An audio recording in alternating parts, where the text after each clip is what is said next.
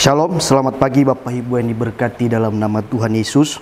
Kembali lagi kita akan mendengarkan kebenaran firman Tuhan. Saat ini kita akan berada dalam Kisah Para Rasul 24 ayat 14 sampai ke 16. Bapak Ibu yang diberkati, tapi kita akan membaca dulu ayat pokok kita dari ayat yang ke-14. Tetapi aku mengakui kepadamu bahwa aku berbakti kepada Allah nenek moyang kami. Bapak Ibu diberkati dalam nama Tuhan Yesus. Dalam ayat ini bagaimana Rasul Paulus menyampaikan kesaksiannya tentang Tuhan. Saya akan memberikan judul kepada kita pada pagi hari ini adalah berani bersaksi di dalam tekanan. Bapak Ibu diberkati dalam nama Tuhan Yesus. Kalau kita perhatikan dari ayat-ayat yang sebelumnya, bagaimana diperhadapkan Rasul Paulus di depan Felix. Siapa itu Felix? Yaitu seorang bupati pada waktu itu di dalam Yerusalem. Bapak Ibu diberkati, ada suatu kesaksian Rasul Paulus menyampaikan kebenaran firman Tuhan bahwa ia itu berbakti kepada Allah. Kita harus menjadi seperti Rasul Paulus. Di dalam tekanan yang kita hadapi, di dalam masalah yang kita hadapi, kita harus menjadi saksinya Tuhan. Kita harus bersaksi. Banyak hari-hari ini anak-anak Tuhan, banyak hari-hari ini orang yang percaya kepada Tuhan, ketika diperhadapkan masalah, ketika mereka diperhadapkan persoalan dalam kehidupan mereka, mereka meninggalkan Tuhan. Kita harus berteguh di dalam Tuhan. Bapak Ibu diberkati, kenapa sih Rasul Paulus begitu kuat, begitu kuat di dalam Tuhan, begitu hebat dia memberikan kesaksian. Kalau kita perhatikan dalam Roma 8 ayat yang 31.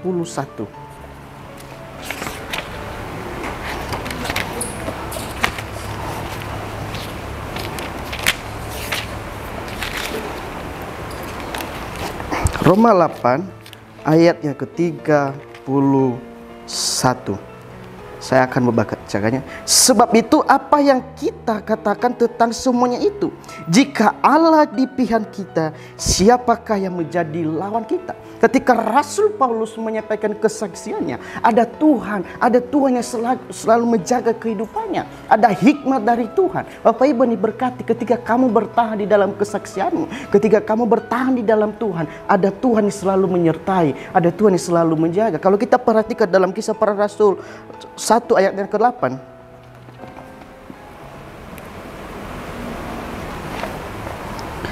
tetapi kamu akan menerima kuasa kalau Roh turun atas kamu, dan kamu akan menjadi saksiku di Yerusalem, di Yudea dan Samaria sampai ke ujung bumi.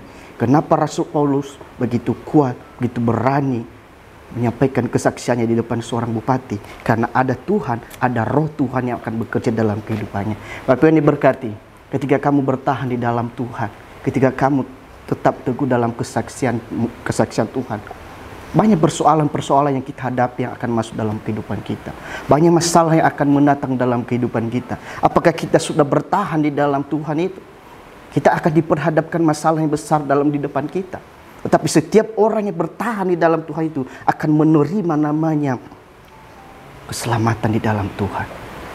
Banyak hari-hari ini anak-anak Tuhan, banyak hari-hari ini pengikut-pengikut Tuhan meninggalkan Tuhan, menjauh kepada Tuhan. Karena kenapa? Karena mereka diperhadapkan masalah persoalan dalam kehidupan mereka. Kalau kita perhatikan Rasul Paulus, bagaimana kehidupannya diperhadapkan masalah persoalan, tetapi Rasul Paulus tetap bersaksi di dalam Tuhan. Tetapi Rasul Paulus tetap bertahan di dalam kesaksiannya. Kalau kita ada beberapa poin yang saya akan bagikan kepada kita pada pagi hari ini. Apa yang kita alami ketika kita menjadi saksinya Tuhan? Yang pertama, Tuhan selalu ada bersama-sama dengan kita. Kita akan baca lagi dalam Roma 8 ayat yang ke-13, ayat 31.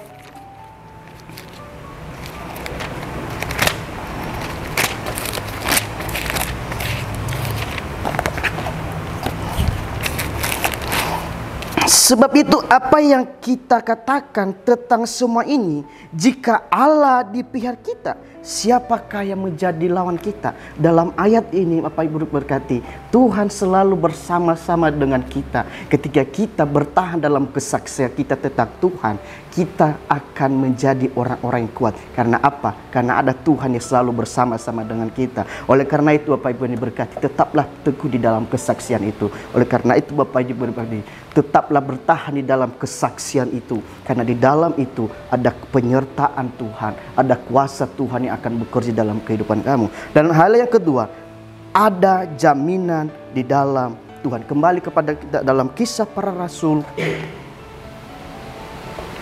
Kisah Para Rasul 24.